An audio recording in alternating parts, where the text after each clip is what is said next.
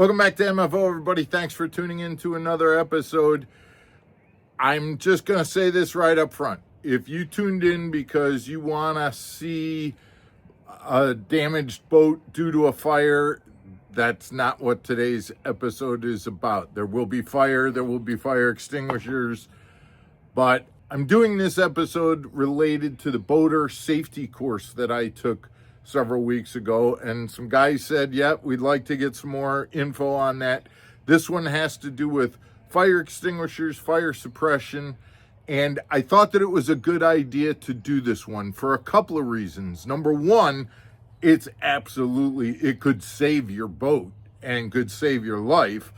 Number two, there are some new rules related to fire extinguishers that us older guys, the basics of, hey, it's got to be in the green, it's got to have a pin.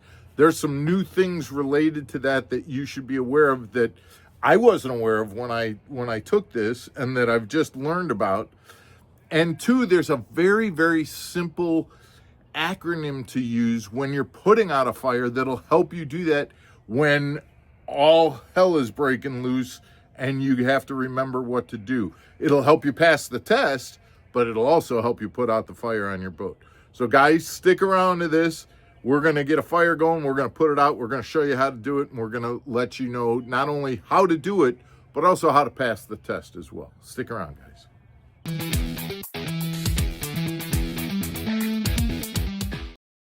Welcome back to Mark Fisher Outdoors, everybody. Thanks for tuning in. I'm Mark Fisher. And like I said, we're going to be talking about fire extinguishers, how to put out a fire on your boat, and what the regulations are that you need to be aware of. So let's talk about passing the test first before we talk about saving your boat and saving your life if you have a fire on the boat. Passing the test, a couple of things that you need to be aware of.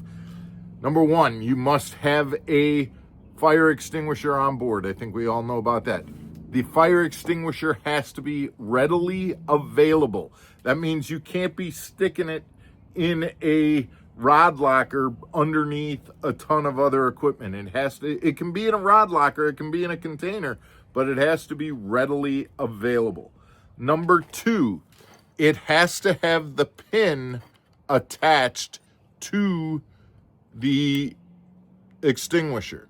Number three, it has to be, you can see that right there. The gauge needs to show that it is charged and in the ready position, in that green position. Whether that's on a gauge or some of them have a green pin sticking out, it needs to be ready. Now, here's the new part. Every fire extinguisher is imprinted with a date of manufacturer. You may not. It doesn't matter whether it's charged. It doesn't matter whether it's in good condition. You may not have a fire extinguisher that is more than 12 years of age.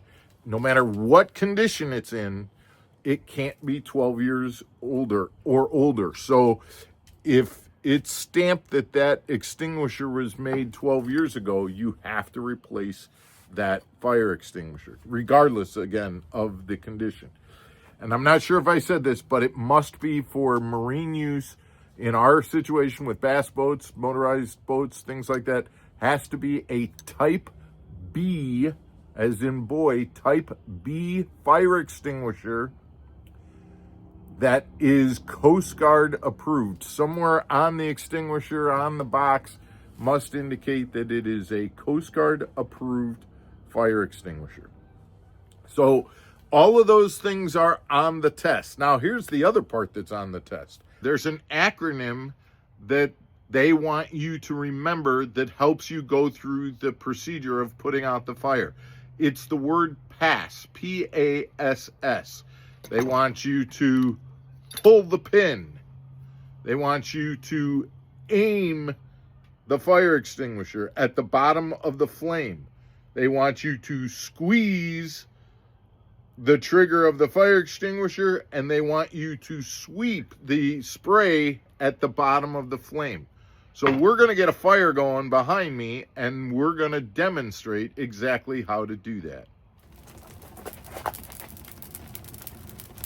So again, I'm going to pull the pin. I'm going to aim. I'm going to squeeze and sweep.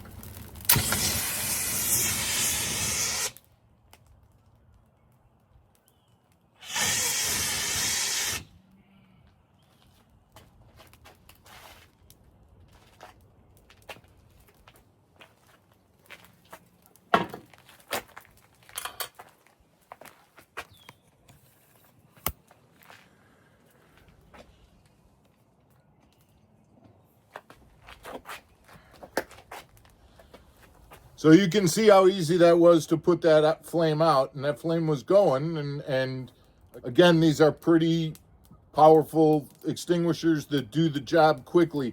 The idea, guys, is that when you're putting out a flame, you want to, if you're on a boat, if possible, you want to get life jackets on. You want to put the fire so that it is downwind of you, if that's possible. You want to be able to extinguish the flame and then go ahead and get help. Those are the steps that they want you to take, and those are the things that are in the boater safety course questions that are on the test. Guys, I hope this is helpful. Again, I'd love it if you would let me know if you want more information like this, because there's a ton of different sections. Some of them, I don't know that, I mean, we have to do them for the test, but they relate to things like water skiing and things like that. Others have to do with knots and docking the boat, anchoring, things like that. So I'd love it if you guys could give me more information about whether you'd like me to keep going with this kind of series. Guys, thanks for tuning in. Hit that subscribe button. If you haven't, hit the thumbs up. Send us your comments. We will see you again tomorrow for another episode of Mark Fisher Outdoors. Take care, everybody.